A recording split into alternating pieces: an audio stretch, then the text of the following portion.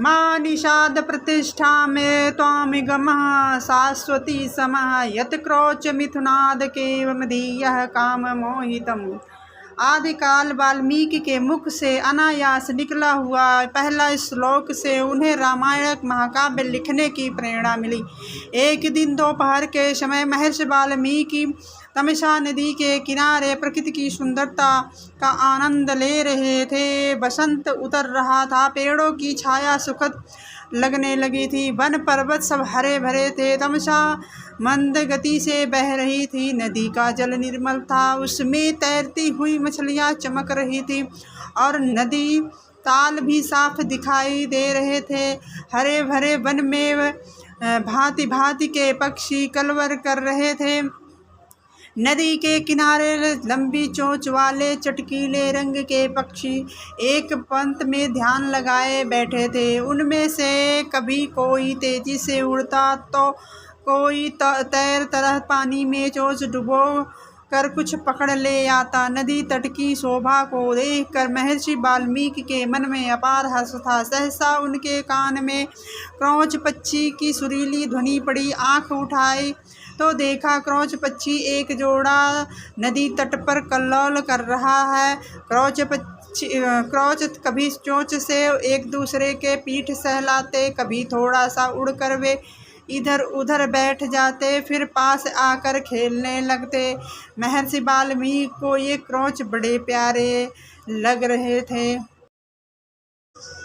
इतने में नर क्रौच को निषाद का तीर कहीं से आकर लगा और वह गिरकर छटपटाने लगा। पति की यह दशा देखकर क्रौच बड़े करुण स्वर में रोने लगी। क्रौच मिथुन की यह दशा देख ऋषि का हृदय करुणा से भर गया। वे शोक सागर में डूब गए। उनके हृदय की करुणा एक श्लोक में फूट पड़ी। हे निषाद, तू बहुत दिन तक प्रतिष्ठित ना रह सकेगा, क्योंकि तूने क्रौच के जोड़े में से प्रेम मग्न नर पक्षी को मार डाला। बड़ी देर तक वाल्मीकि शोक के कारण बेसुध से रहे। जब वे स्थिर चित हुए तब अपने प्रिय शिष्य भरद्वाज से बोले, भरद्वाज, मेरे शोक पीड़ित हृदय से वीणा के लय में गाने योग 4 पदों और समान अक्षरों का यह वचन अनायास ही निकला है। मेरा मन कह रहा है कि अवश्य ही यह प्रसिद्ध होगा। भरद्वाज ने यह श्लोक कंठाग्र कर लिया और गुरु को सुनाया। इसे सुनकर वाल्मीकि बड़े प्रसन्न हुए। उन्होंने स्नान किया और वल्कल वस्त्र पहनकर शिष्य के साथ वे अपने आश्रम को चल दिए। मार्ग में भी वाल्मीकि मां निषाद गुनगुनाते चले जाते थे। उनका ध्यान श्लोक के अर्थ पर गया। अर्थबोध से उनको बड़ा दुख हुआ। वे सोचने लगे कि मैंने व्यर्थ ही निषाद को इतना कठोर श्राप दे दिया। इसी चिंता में मग्न वे चले जा रहे थे। उनको नारद जी की वाणी याद आई।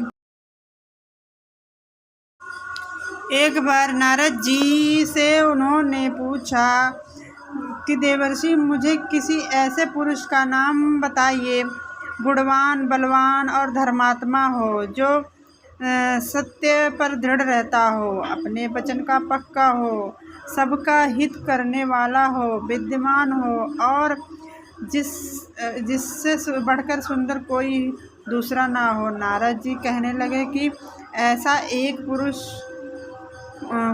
है जो मैं जानता हूँ। इक्ष्वाकु वंश के राजा दशरथ के पुत्र राम। वे सब तरह से गुणवान और रूपवान हैं और जब क्रोध करते हैं तब डर के मारे देवता दानव भी कांप उठते हैं। वाल्मीकि को ये सब बातें याद आ पड़ी और नारायण जी जो कथा नारद जी ने संक्षेप में सुनाई थी वह भी उनको याद आ गई कि देवर्षि देवलोक को आकाश मार्ग से किस अद्भुत गति से चले गए थे। जब महाराज रामचंद्र की कथा वे दोहराने लगे तो सहसा मां निषाद श्लोक का एक दूसरा अर्थ उनके मन में आया कि माधव रामचंद्र, तू अनेक वर्ष तक राज करेगा, क्योंकि तूने मंदोदरी रावण के जोड़े में से काम पीड़ता रावण को मार डाला। यह अर्थ मन में आते ही उनकी चिंता मिट गई, परंतु माँ निषाद श्लोक उनके मन से निकला नहीं। वे उसे प्रायः गुनगुनाते रहे। एक दिन महर्षि वाल्मीकि जब ध्यान में बैठे हुए थे, माँ निषाद गुनगुना रहे थे, तो सृष्टि के रचयिता ब्रह्मा जी ने उनको दर्शन दिए। ब्रह्मा जी बोले, ऋषिवर, मेरी इच्छा है, यह वाणी अनायास आपके मुंह से निकली है और श्लोक के रूप में इसलिए निकली है कि आप अनुष्टुप छंदा में महाराज रामचंद्र की पूरी रामायण लिख डाली।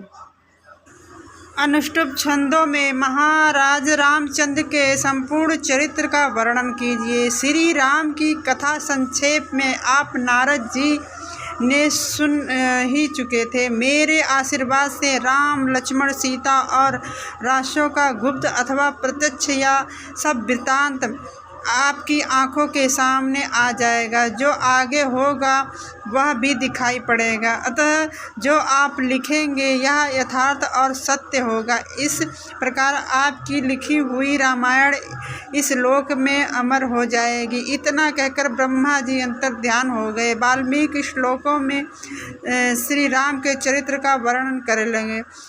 सब श्लोक मधुर और सुंदर थे। उनका अर्थ समझने में भी कोई कठिनाई नहीं होती थी। उनके सामने राम, लक्ष्मण, सीता, दशरथ और दशरथ की रानियों का हंसना, बोलना, चलना फिरना प्रत्यक्ष हो गया और वे बिना रुके रामायण की कथा लिखते रहे। 24,000 श्लोकों में उन्होंने पूरी रामायण लिख डाली। तो थैंक यू दोस्तों, धन्यवाद। अगर आप लोगों को ये स्टोरी पसंद आए तो लाइक कीजिएगा और सपोर्ट के लिए बहुत बहुत धन्यवाद।